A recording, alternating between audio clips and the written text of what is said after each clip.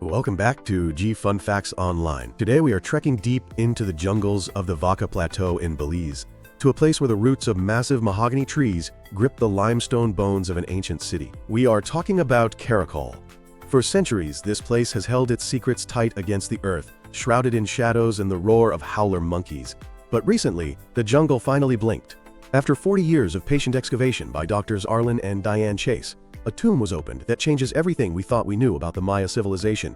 We are going to dive into the discovery of the Jade Visage, the resting place of the founder king, Te K'ab Chaak, and why this specific find is rewriting the history books on Maya politics, trade, and the concept of immortality itself. To understand the magnitude of this discovery, you have to understand the void that existed before it. Caracol is a giant. At its prime, around 650 AD, it covered 200 square kilometers and housed over 100,000 people. It was a military superpower that once crushed the mighty city of Teotihuacan. Yet, for decades, its kings were ghosts. While archaeologists found tombs of warriors and scribes, the holy lords, the Kuhul Ajau, remained elusive. Their names were on stones, but their bodies were missing. That changed in the summer of 2025.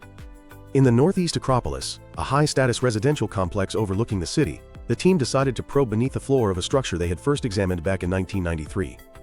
Breaking through the floor, they found a void. The air that rushed out had been trapped there since the 4th century AD. Inside, they didn't find the grand vaulted palace of a later king. They found a tight, intimate capsule of the early classic period. The walls were painted with the toxic, rusty red of cinnabar, a mercury ore symbolizing blood and the heat of the rising sun. And there, amidst the red dust, lay a man of advanced age, toothless but dignified, surrounded by an unprecedented amount of wealth. But the most shocking find wasn't the pottery or the carved bones. It was a scatter of green chips near the skull. As the archaeologists brushed away centuries of sediment, those chips coalesced into a face.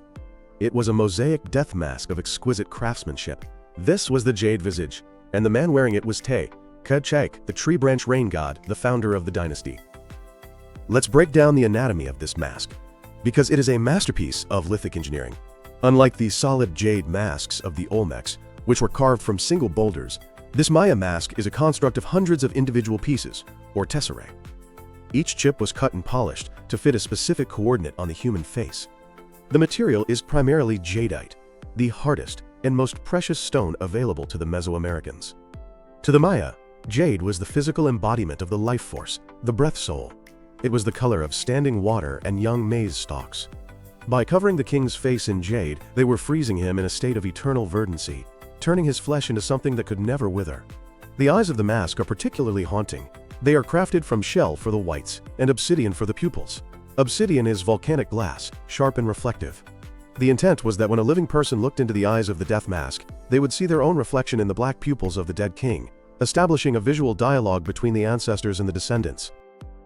But beyond the artistry, the contents of this tomb have thrown a wrench into the established timeline of Maya history. For a long time, the dominant theory revolved around the year 378 AD, a date known as the Entrada. This was when a figure named Jade Visage arrived in the Maya region from the great central Mexican city of Teotihuacan, bringing with him new weapons and a new political order. It was viewed as a sort of conquest, or massive cultural injection. However, Te K'ab Chaak's tomb dates to roughly 350 AD, nearly 30 years before that supposed arrival. Yet, inside his tomb, the Chases found imagery distinct to Teotihuacan and green obsidian blades that only come from the Pachuca mine in central Mexico, which was controlled by Teotihuacan. This suggests that the relationship between the Maya and central Mexico was far more complex and started much earlier than the conquest narrative suggests. Te K'ab Chaak was part of a pan-Mesoamerican world system. He was cosmopolitan. The fact that the first king of Caracol had access to these high-status foreign goods suggests he might have been a stranger king who came to found a dynasty, or a local lord who traveled to the great metropolis of the West to receive the blessing of power. We also see the roots of Caracol's future military dominance in this tomb. 4 of the pottery vessels depict bound captives. This is a classic motif of dominance. It tells us that from the very beginning this dynasty understood that power was maintained through the ritualized control of others. Te K'ab Chaak was not just a diplomat. He was a conqueror. Now I want to touch on the spiritual physics of why this mask exists. In Maya theology, the soul, or Ik, is the breath and wind that resides in the blood. When a person dies, this spirit can dissipate. The jade mask served as a containment vessel. By placing a mask of eternal material over the face, The priests were trapping the IK within the king. Furthermore, the Maya king was seen as the Maize God on earth. His life cycle mirrored the planting and harvesting of corn. Death was not the end, it was the moment the seed falls into the earth.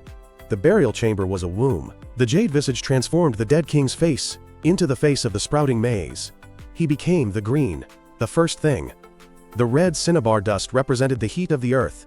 So visually, you have the green sprout breaking through the hot red earth. This discovery allows us to place the Caracol mask in a triumvirate of great Maya jade masks. We have the famous mask of Pakal from Palenque, which is realistic and glorious. We have the mask of Calakmul, which is stylized and terrifying. And now, we have the Jade Visage of Caracol, the oldest of the three. It represents the archaic power of the early classic, a bridge between the formative traditions and the later glories. It shows us that Caracol was wealthy enough to command master artisans 300 years before Pakal ever sat on his throne. As we speak, the restoration process is using digital photogrammetry and AI to reassemble the mask, chip by chip, without risking the fragile physical pieces. DNA analysis of the king is underway to determine if he was truly a local or a foreigner from Mexico. But regardless of his biological origins, the message he left is clear. 1700 years ago, his people gathered the stone of the river, the glass of the volcano, and the shell of the sea to make him a new face. They sealed him in the dark, believing he would rise again to feed his people. And in a way, he has. He has risen not as corn, but as a messenger from a time when the Maya world was young, interconnected, and powerful. The Jade Visage is more than a mask. It is a mirror, and looking into it, we see the enduring brilliance of a civilization that time cannot bury. Thanks for listening to G Fun Facts Online.